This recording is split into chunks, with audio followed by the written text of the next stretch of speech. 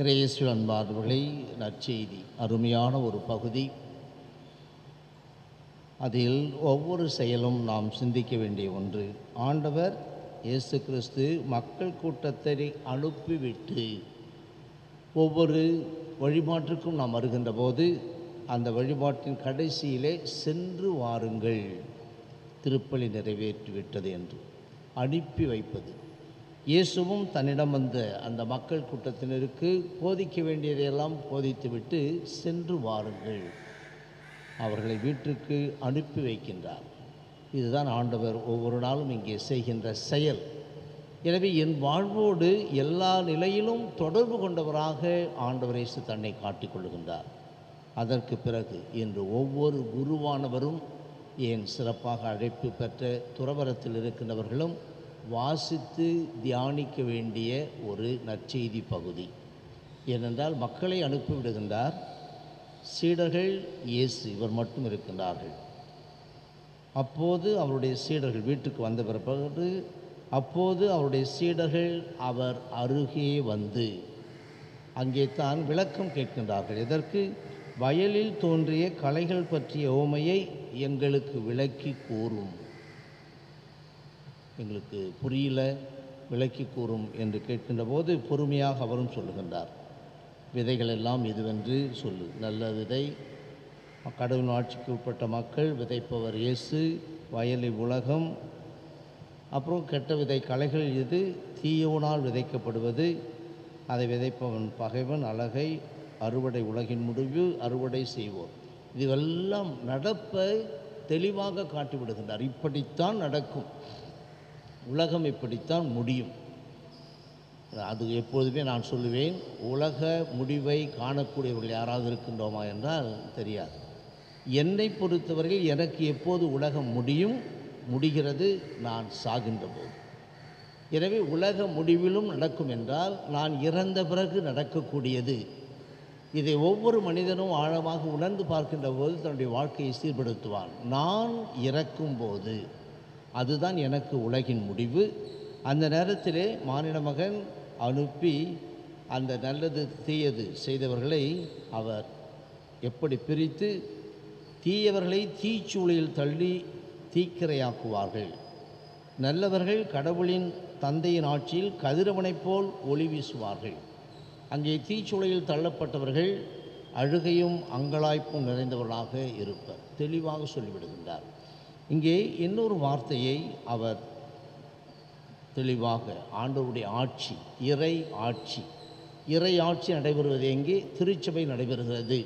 என்ற திருச்சபையை சொல்லுகின்ற போது ஆண்டவருடைய ஆட்சிக்கு தடையாக உள்ள அனைவரையும், ஆண்டவருடைய ஆட்சிக்கு தடையாக உள்ள அனைவரையும் எண்ணி பார்ப்போம். இந்த திருச்சபையின் வாழ்வுக்கு யார் யாரெல்லாம் தடையாக இருக்கின்றார்கள்?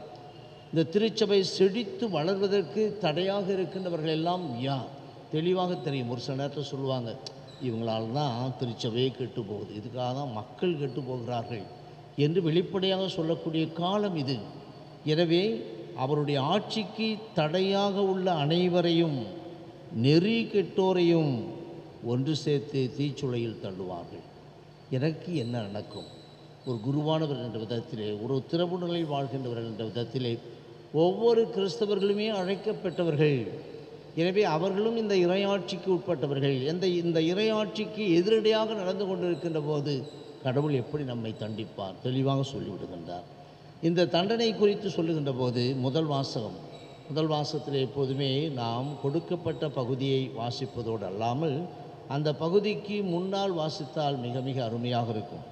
இது நமக்கு கொடுக்கப்பட்டது எரேமியா நூல் 14ஆம் அதிகாரத்தில் 17வது வசனத்திலிருந்து கொடுக்கப்பட்டது. ஆனால் அதற்கு முன்னால் இருக்கின்ற அந்த 16 வசனங்களையும் படித்து பார்க்கின்ற போது இப்போது நாம் அனுபவித்து கொண்டிருக்கின்ற அப்பட்டமான காட்சி அங்கே விவரிக்கப்படுகின்றது. கொடுமையான வறட்சி, கொடிய வறட்சி. இதனால் யூதா துயருற்றுள்ளது, வயல்கள் சோர்வுற்றுள்ளன, மக்கள் தரையில் விழுந்து புலம்புகின்றார்கள். எருசலேமில் அழுகுரல் கேட்கிறது. தண்ணீர் இல்லை, தண்ணீர் எடுத்துக் கொடுவதற்கு ஆள்களை அனுப்பினால் வெறுங்குடத்தோடு அவர்கள் திரும்பி வருகின்றார்கள். இப்படியெல்லாம் சொல்லிவிட்டு அதைவிட இன்னும் அதிகமாக தரை வெடிப்பு, மழை இல்லாததால் தரை வெடிக்கின்றது. நிலத்தை வைத்து விவசாயம் செய்கின்றவர்களை பற்றி டிவியில் போடுறாங்க, தண்ணி இல்லாததால் என்ன ஆகுது என்று. தரை வெடிப்புற்றுள்ளது. உழவர்கள் வெட்கி தலைகுனிந்து நிற்கின்றார்கள். அதைவிட இன்னொரு அருமையான ஒரு உதாரணத்தை தான் இறைவன் சொல்லுகின்றார்.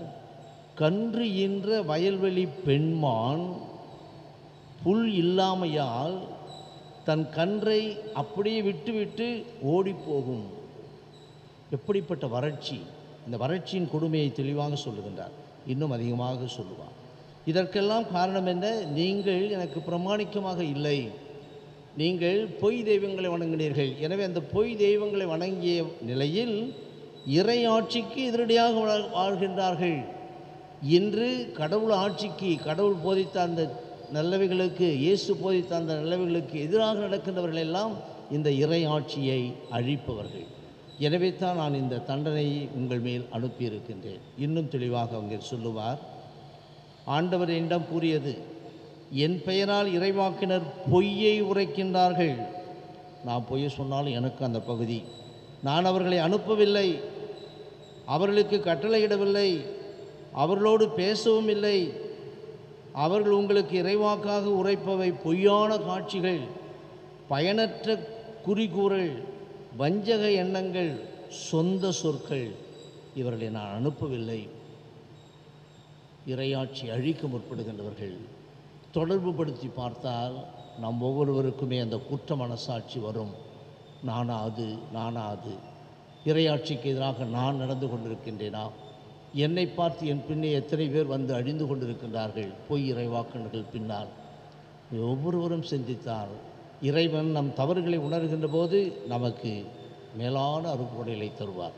ஞாயிற்றுக்கிழமை பழைய ஜபம், மழைக்காக வேண்டிக் கொள்ளும் ஜபம் ஒன்றை அனுப்பியிருந்தார் ஒருவர். எனக்கு நன்றாக தெரியும் அந்த ஜபம். அதை சொன்னால் புரியும். யாரால் இந்த மழை இல்லாமல் இருக்கிறது? இந்த மழையை கொடுக்கின்ற தெய்வம் நீர் ஒருவரே. என்னை நீங்கள் எப்படி நினைத்து உங்கள் வாழ்க்கையை அமைத்து கொண்டிருக்கின்றீர்கள்? யாராக இருந்தாலும் சிந்திப்போம். ஆமென்.